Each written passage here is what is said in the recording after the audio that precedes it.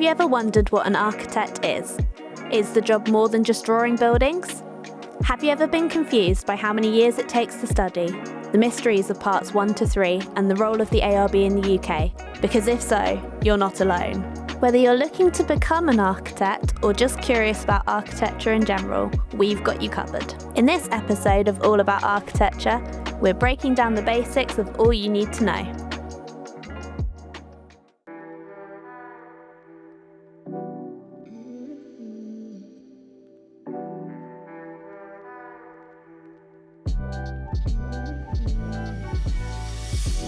So what is an architect?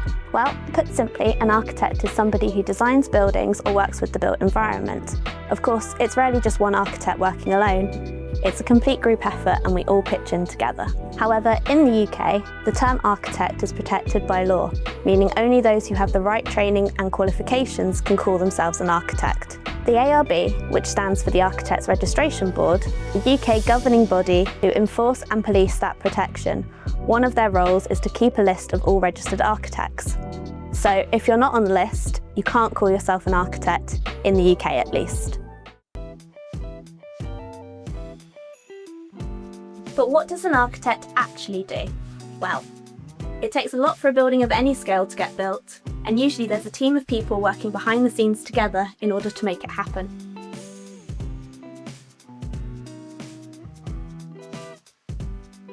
An architect is typically appointed by a client, who might be a homeowner, a developer, a contractor, a commercial client, or anyone else really who's looking to get a building built. As architects, we specialise in understanding and managing the design process on behalf of that client. Factors like spatial considerations, usability, functionality, technical requirements, accessibility, and ultimately helping our clients to realise a design that meets all of their needs.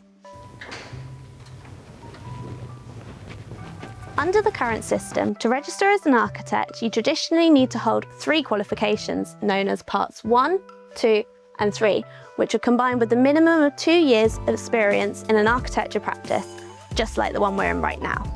In practice, this takes a minimum of 7 years to achieve, although many architects, like me, take a lot longer to qualify.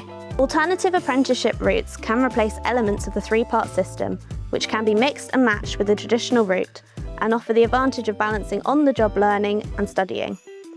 The downside is that these options can take longer, and there can be quite limited providers, both employers and learning institutes. As Level 6 apprenticeships in practice are quite difficult to find, a typical apprenticeship route might mix and match the traditional Part 1 with the Level 7 follow-up. And indeed, many who work in the field of architecture are not qualified architects or ever intend to be.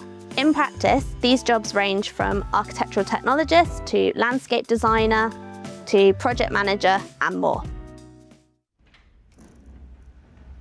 However, there are some changes coming.